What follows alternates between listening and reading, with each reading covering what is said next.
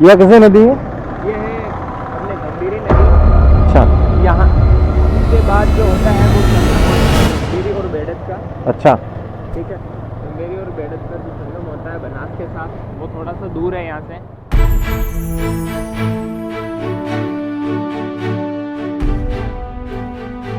तो नमस्ते दोस्तों, पहुंच चुके हैं चित्तौड़गढ़ के किले के पास में। और चित्तौड़गढ़ का किला उत्तर भारत के सबसे महत्वपूर्ण किलों में से एक। चित्तौड़गढ़ का किला राजपूतों के साहस, शौर्य, त्याग, बलिदान और बड़प्पन का प्रतीक है।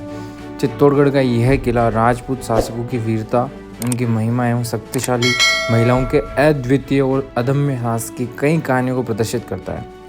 राजस्थान के चित्तौड़गढ़ जिले में बैराज नदी के किनारे स्थित चित्तौड़गढ़ के किले को न सिर्फ राजस्थान का गौरव माना जाता है, बल्कि ये भारत के सबसे विशालकाय किलों में से एक है, जिसका निर्माण 7वीं शताब्दी में मौर्य शासकों द्वारा किया गया था। करीब 700 एकड़ की ज़मीन में फैला है विशाल किला। मतलब 700 एकड़ काफ़ी ज़्यादा जगह होती है, तो ये मतलब भव्यता और आकर्षक है वास्तव में। ये साल 2013 में यूनेस्को द्वारा विश्व धरोहर स्थल घोषित किया गया था।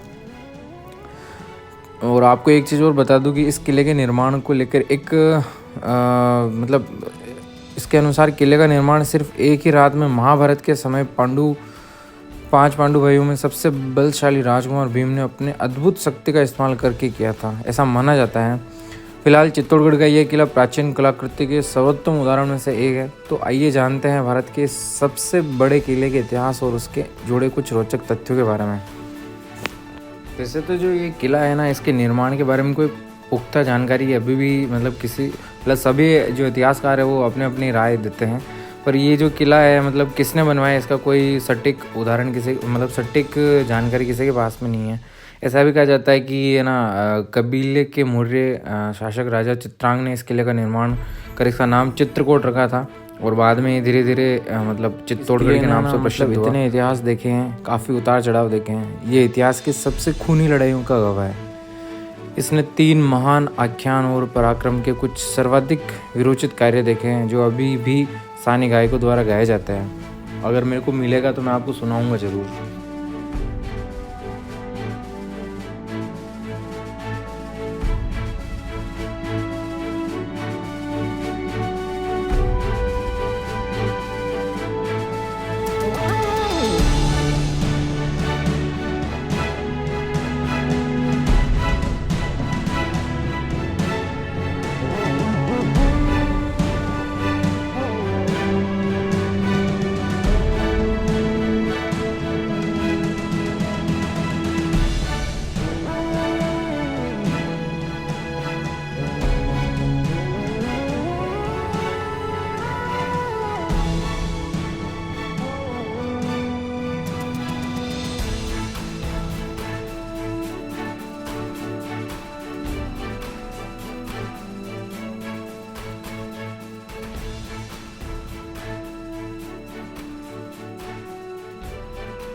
झीलों की वजह से उन लोगों ने अपना वहाँ पे प्रस्थान किया, क्योंकि वो लोग ये चाहते थे ये कि पहला गेट है। ये पहला गेट है चित्तौड़गढ़ दुर्ग का। क्या पांडु बोल? ये पहले गेट के बारे में ये भी कहा जाता है कि जब युद्ध हुआ था तो युद्ध में इतना खून बहा था कि जो भैंस का जो पाड़ा होता है ना, वो पाड़ा भी बह गया था, और उसी के नाम पे शायद ये जो नाम पड़ा है इसका पांडल पोल पड़ा है गेट का नाम।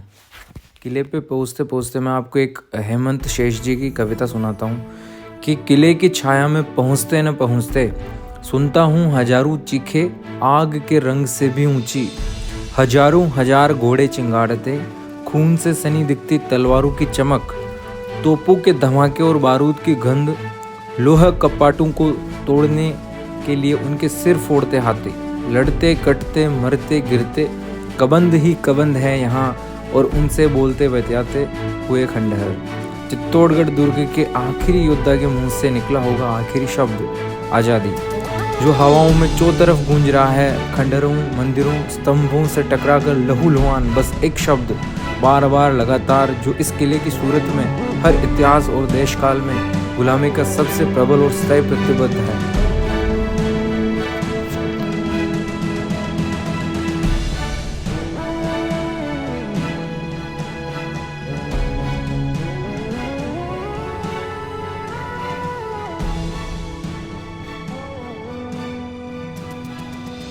इस किले के जो प्रमुख शासक थे वो थे राणा कुंभा, जो सन 1433 से 1468 तक उन्होंने राज किया। फिर दूसरे शासक जो मुख्य शासक थे वो राणा सांगा थे। राणा सांगा ने 1509 से 1527 तक राज किया। और फिर महाराणा प्रताप ने 1572 से 1597 तक इस किले पर राज किया। यहाँ के लिए एक बहुत ही अच्छी बात बोली जाती है, अटारी विशेषता है कि हुक्म गोमुख झरे झरना गिरे, निर्भय नाथ की ठोर, करोड़ करोड़ बरस तपस्या करे, तब पावे गढ़ चित्तौड़। और आगे और कहा जाता है कि गढ़ तो चित्तौड़ का, बाकी सब गढ़ैया। चित्तौड़गढ़ के रहने वाले अश्व प्रेम जी मनोज जी ने चित्तौड़ के बारे में ये कहा था।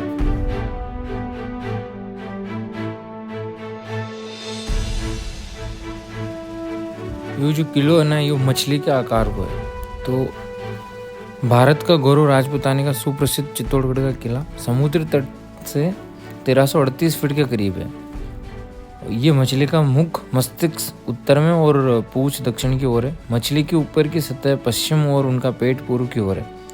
ये दुर्ग लगभग 3 मील लंबा और आधे मील तक चौड़ा है। पहाड़ी का घेरा करीब 8 मील और ये कुल 691 में लगभग 700 एकड़ में फैला हुआ है। इस दुर्ग में कदम कदम पर त्याग, शौर्य, बलिदान, सौंदर्य और भक्ति बिखरी पड़ी है।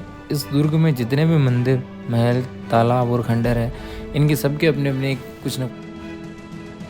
बाकी भाई ये किलारी छतरी में गाता गाऊँ उतरे कम है। बाकी मारी एक रिक्वेस्ट है आप सबों, हाथ जोड़ निवेदन है, अगर आप राजस्थान प्रांत रा रहवा वाला हो या फिर भारत में कोई सा भी कोना रा रहवा वाला हो, तो मारो तो हाथ जोड़ निवेदन है कि आप ये किला पे एक बार पधारो, क्योंकि इसको चित्तौड़गढ़ ऐसे ही नहीं बोला जाता है। मतलब इतना इतिहास इसने अपने पन्नों में समेट रखा है। और भारत के इतने बड़े बड़े इतिहासकार हैं जो उनकी कलम छोटी पड़ गई इस किले के बारे में लिखते लिखते, पर इसका इतिहास अभी तक कोई प्रॉपर तरीके से रिवील नहीं कर पाया है।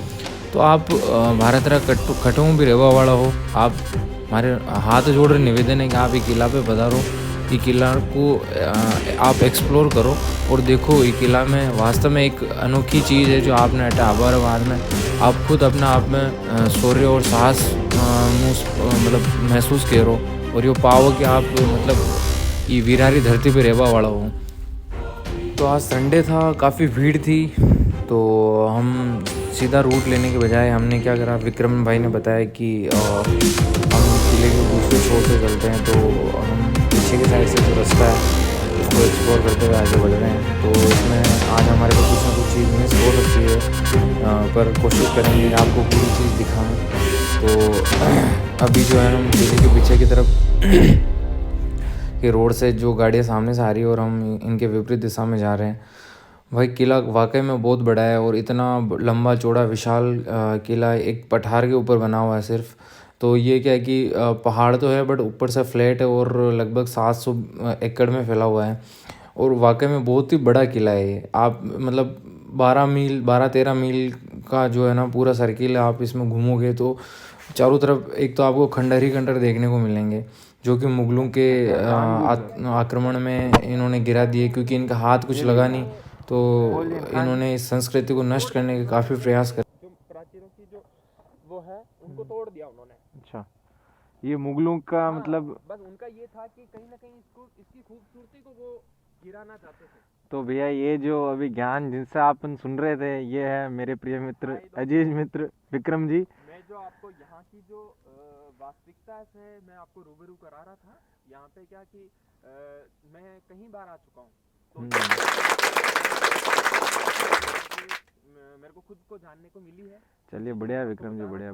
तो राइडर चेंज है, अब विक्रम जी गाड़ी राइड करेंगे। और क्या मैं आपको बताना ही भूल गया, ये जो पेड़ है जो सीताफल के पेड़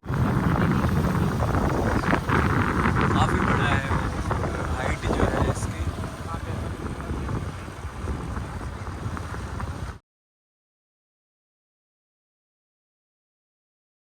ये जो है चित्तौड़ के पूर्वी हिस्से पर मुख्य सड़क के किनारे स्थित है। ये जैन कीर्ति स्तंभ एक ऊंचे प्लेटफॉर्म पर बना हुआ है। मेवाड़ राज में जैनों का बड़ा योगदान रहा है, ये बात ये कीर्ति स्तंभ वाकई में खुद शब्दों से बयां कर रहा है। और अनेक जैन तीर्थ मंदिर भी है। इस दुर्ग के पूर्वी हिस्से में 13वीं शताब्दी में बना हुआ दिगंबर संप्रदाय की समर्पित ये कीर्ति स्तंभ सुंदर नक्काशी से बना हुआ है। और वास्तव में इसके आप जो कलाकृति और नक्काशी है, ये मतलब मैं आपको जूम करके बताता हूँ कि कितनी मतलब खूबसूरत जो है मतलब मीनाकारी और ये नक्काशी बना रखी है। आप रुकना, मैं आपको जूम करके पूरा दिखाता हूँ।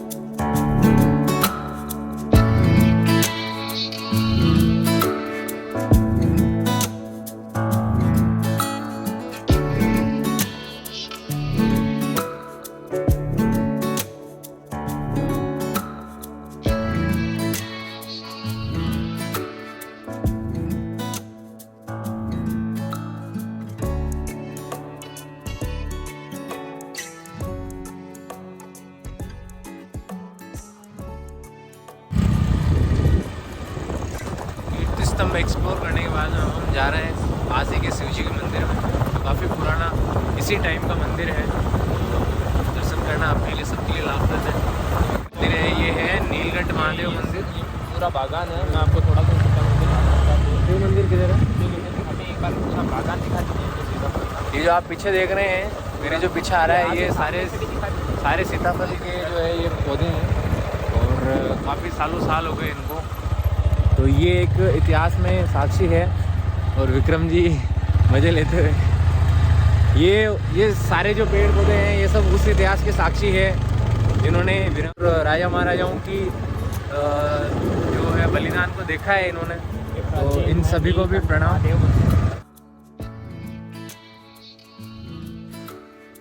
ये जो मंदिर है इसके लिए भी कहा जाता है कि ये पांडवों के अज्ञातवास खत्म होने के समय पे पांडवों ने खुद अपने हाथों से स्थापित करा था और काफ़ी पुराना मंदिर है।